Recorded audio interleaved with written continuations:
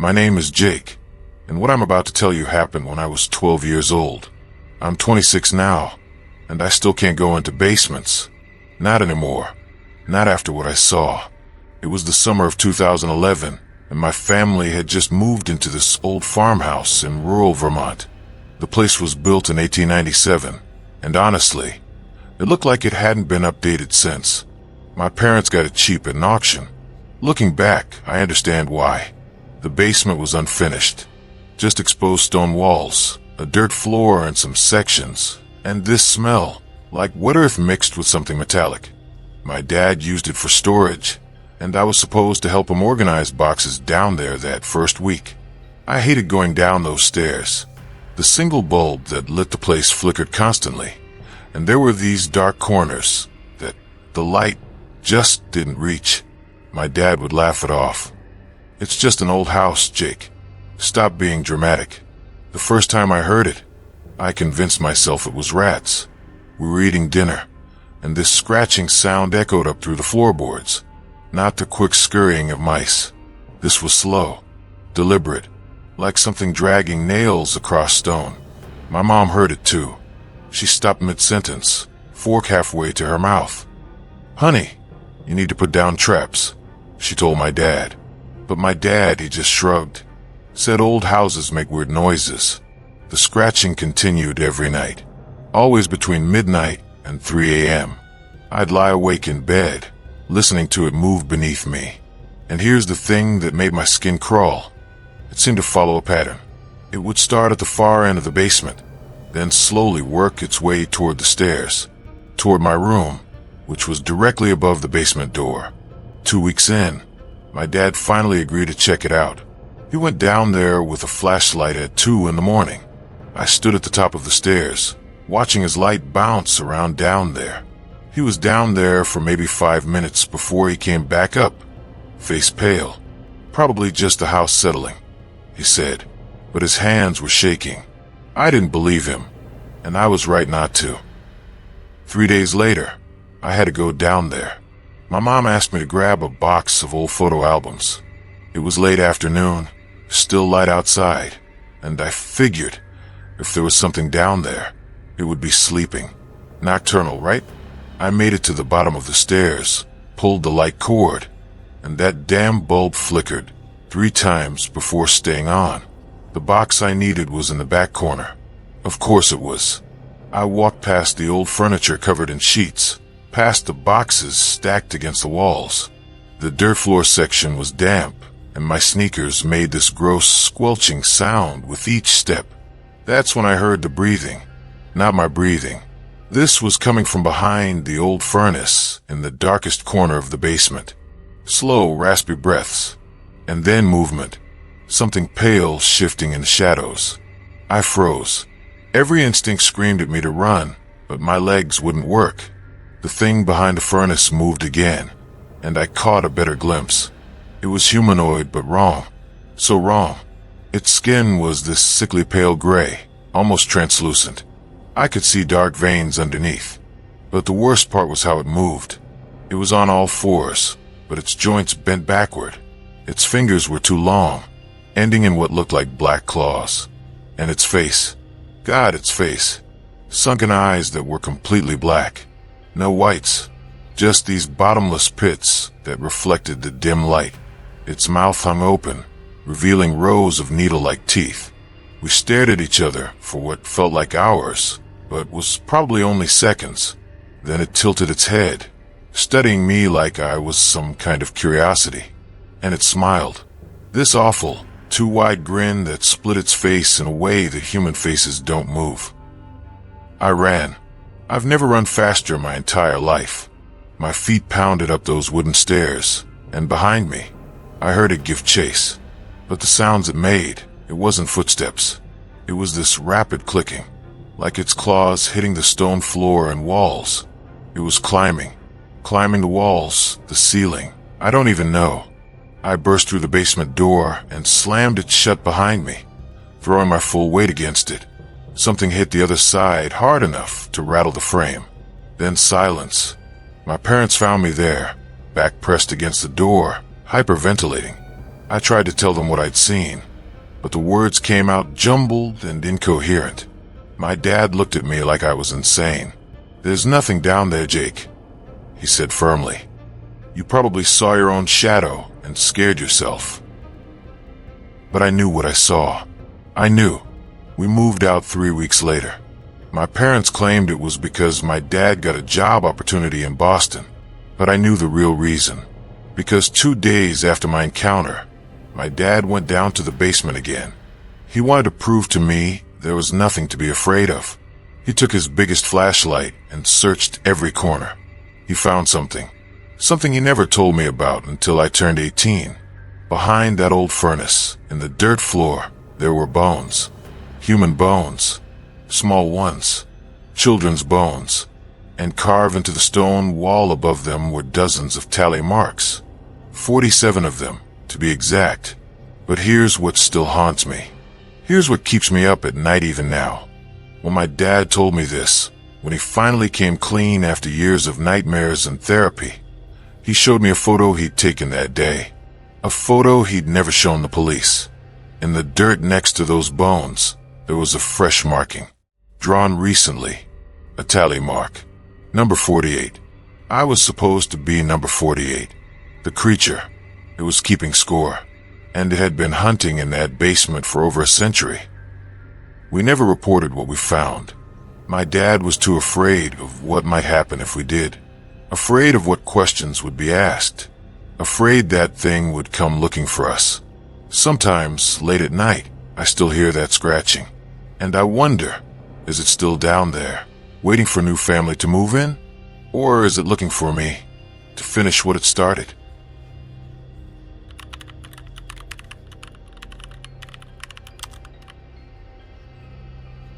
My name is Rebecca, and I need to tell you about what I saw during a camping trip in the Pacific Northwest.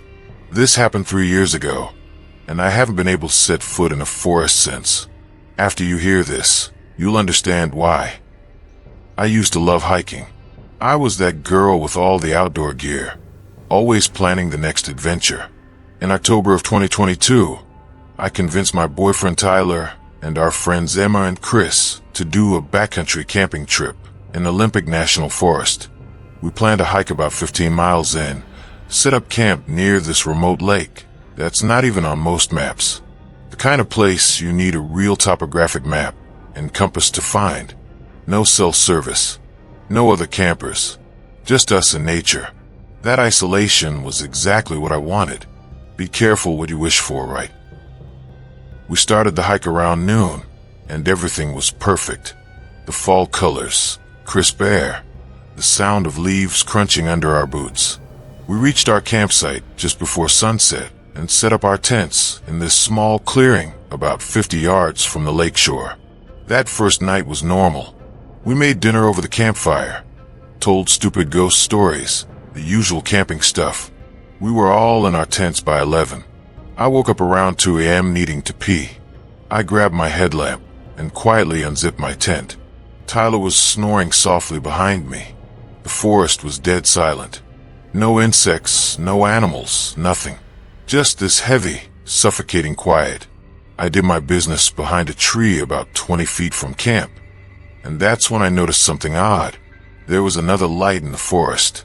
Not a headlamp or flashlight. This light was dim, almost flickering like candlelight, and it was moving between the trees about 100 yards away. At first, I thought it might be another camper, but we'd hiked so far off the trail, and there was something about the way the light moved. It didn't bob up and down like someone walking. It just glided, smooth and constant. I watched the light for maybe a minute before it disappeared deeper into the woods. I hurried back to my tent and tried to convince myself it was nothing. Maybe someone's tent with a lantern inside. Maybe swamp gas or some natural phenomenon. But I couldn't shake the feeling that something was wrong. The next morning, I mentioned it to the others over breakfast. Emma laughed it off. Chris said I probably dreamed it. Tyler just shrugged. We decided to spend the day exploring the area around the lake before hiking out the following morning. Around 3 p.m., we were walking along the shoreline when Emma stopped dead in her tracks. She was staring into the tree line, her face completely drained of color. "You guys see that?" she whispered. We all looked. There, standing about 30 feet back in the trees, was a woman. She was wearing what looked like a long, old-fashioned white dress, the kind you'd see in a photograph from the 1800s. Her dark hair hung straight down past her shoulders. She wasn't moving, just standing there, facing us. "Hello," Chris called out. "Are you okay? Are you lost?" The woman didn't respond, didn't even acknowledge that she'd heard him. She just stood there, perfectly still. Tyler started walking toward her. "Hey, we're gonna come help you, all right?" He got maybe 10 steps before the woman did something that made my blood run cold. Without moving her legs, without taking a single step, she slid backward, just glided back deeper into the forest, disappearing behind a thick group of trees. We all froze. What we just witnessed violated everything we knew about how humans move. What the fuck was that? Emma breathed. We debated leaving right then, but it was already late afternoon, and the hike out would take at least 6 hours. We'd be hiking in the dark, which seemed more dangerous than staying put. So we decided to pack up early the next morning and get out as soon as there was light. That night, we kept the fire going big and bright. Nobody wanted to admit it, but we were all scared. I volunteered for first watch. Around midnight, with the others asleep in their tents, I was feeding more wood into the fire when I heard it. Singing. A woman's voice, singing something in a language I didn't recognize. It was beautiful and haunting, and it was coming from the direction of the lake. I grabbed my flashlight and shined it toward the water. The beam caught her immediately. The woman in the white dress was standing at the edge of the lake, maybe 40 feet away. She was facing the water, and she was singing. But here's the thing that made me want to scream. Her feet weren't touching the ground. She was hovering about 6 inches above the shore. As I watched, she slowly turned her head. Not her body, just her head. It rotated a full 180 degrees until she was looking directly at me. And her face wasn't human. The features were there. Eyes, nose, mouth. But they were wrong. Stretched. Her eyes were too far apart. Her mouth was too wide. And when she smiled at me, her lips peeled back to reveal teeth that were too numerous and too pointed. She raised one arm, movement jerky and wrong, like a marionette, and she pointed at me. Then she pointed at the forest behind her. An invitation. I don't know how long we stared at each other. Time felt weird, like it was moving too slow and too fast at the same time. Then Tyler's voice broke through the haze. Beck, what are you looking at?" I blinked, and when I looked back at the lake, she was gone. Just like that. Vanished. I woke everyone up. I didn't care if they thought I was crazy. We were leaving. Now, in the dark. I didn't care about the risks. Tyler tried to calm me down, but Chris backed me up. He'd heard the singing too. He just hadn't wanted to leave his tent to check what it was. We packed our gear as fast as we could, our headlamps creating wild dancing shadows. The entire time, I felt like we were being watched, like there were eyes in every shadow, in every gap between trees. We started hiking at 1 in the morning. The trail was treacherous in the dark, but none of us cared. We just wanted out. About an hour into the hike, Emma screamed. We all turned to see her pointing back the way we'd come. There in the distance was that flickering light again, and it was following us. We ran. For 3 hours, we ran and stumbled through that forest. The light stayed behind us, always the same distance away, never getting closer, but never falling behind either. It was hurting us, playing with us.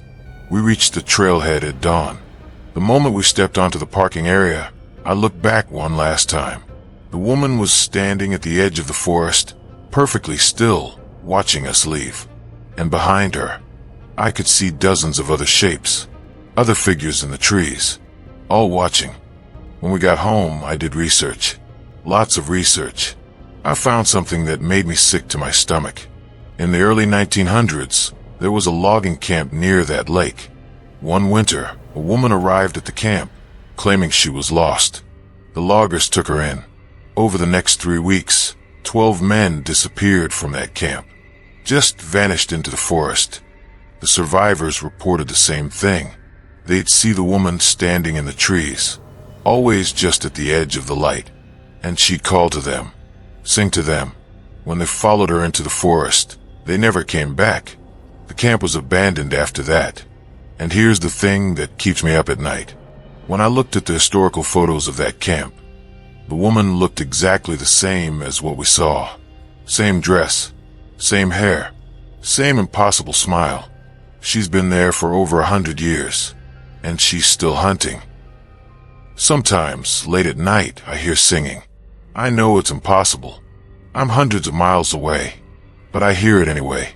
And I wonder, did we really escape? Or is she still calling to us, waiting for us to come back?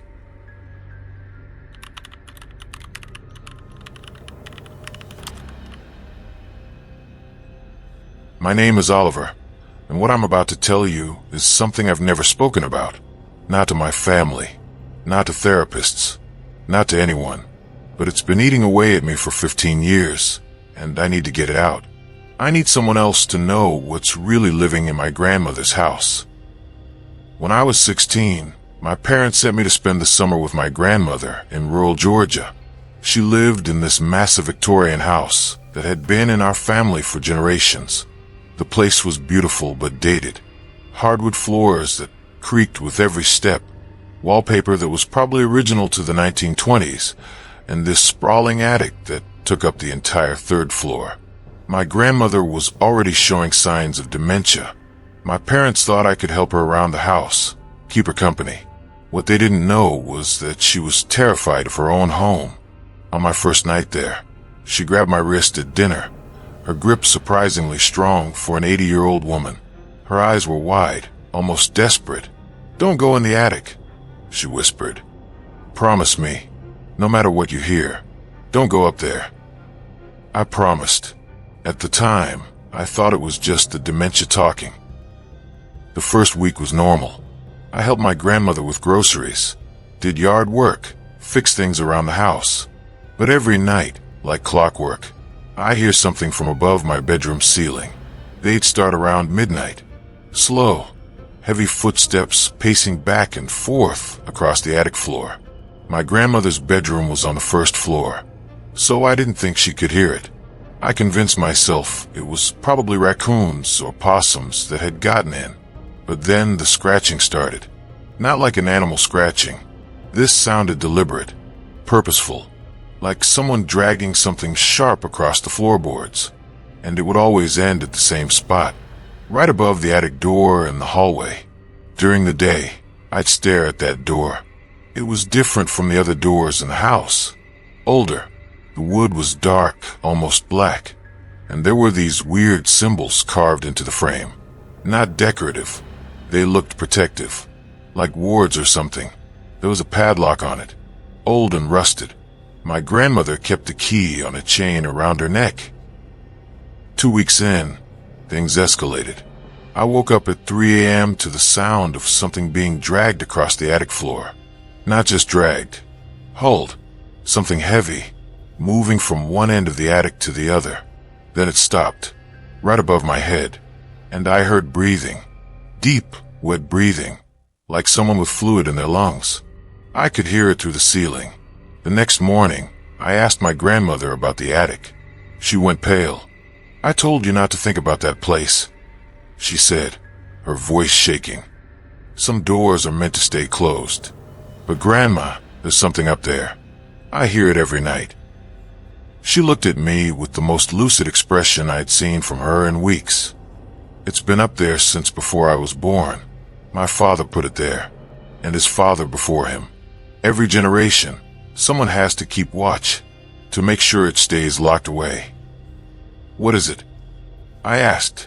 She just shook her head. "A mistake.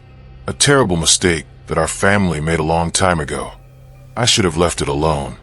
I should have just finished the summer and gone home.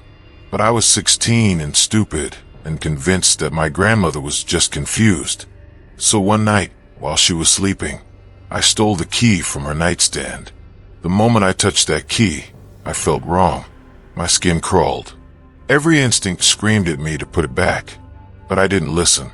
I climbed the stairs to the second floor and stood in front of the attic door. The house was completely silent. No footsteps. No breathing. It was like whatever was up there knew I was coming. My hand shook as I unlocked the padlock. The moment it clicked open, I heard movement from the other side. Fast. Excited. Like whatever was up there had been waiting for this. I should have stopped. I should have locked it back up. But I pulled the door open. The attic stairs were steep and dark. My flashlight barely penetrated the shadows. The smell that wafted down was awful.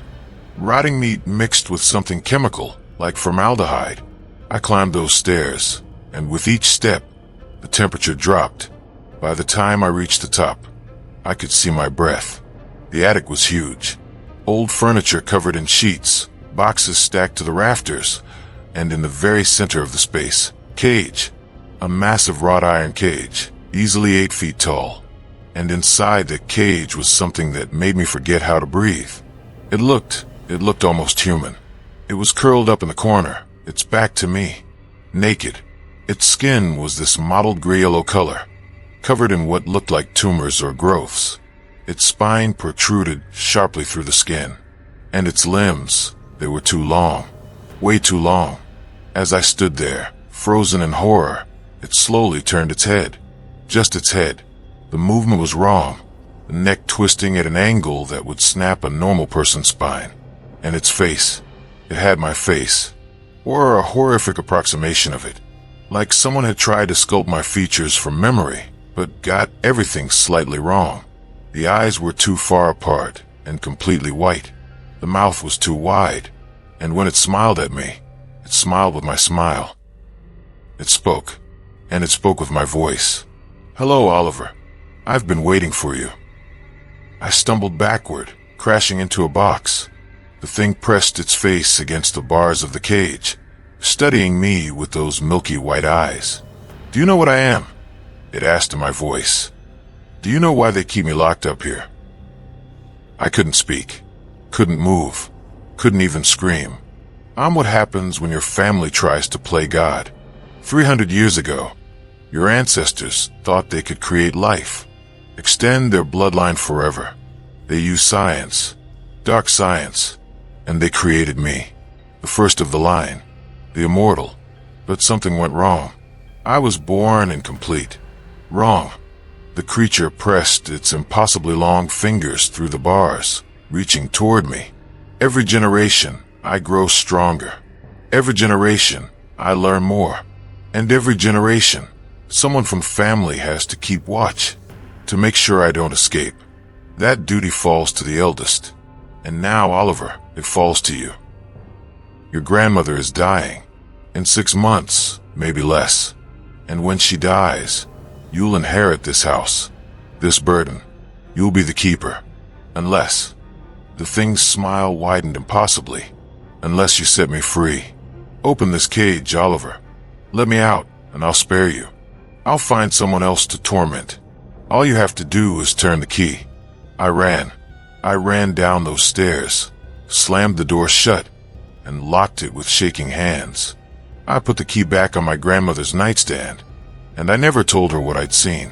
She died 4 months later, heart failure in her sleep. And just like the creature said, I inherited the house. I inherited the burden. I'm 21 now. I've spent the last 3 years living in that house, listening to the footsteps above my head every single night.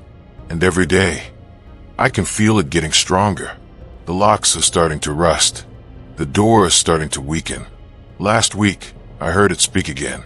But this time, it wasn't just mimicking my voice. It was mimicking my mother's voice, then my father's, then my little sister's. It knows my family. It's learning about them. And I think it's getting ready. I'm telling you this because I need someone to know. If something happens to me, if I disappear, or if you hear news about that old Victorian house in Georgia burning down, you'll know why. Some things shouldn't exist. Some doors should never be opened.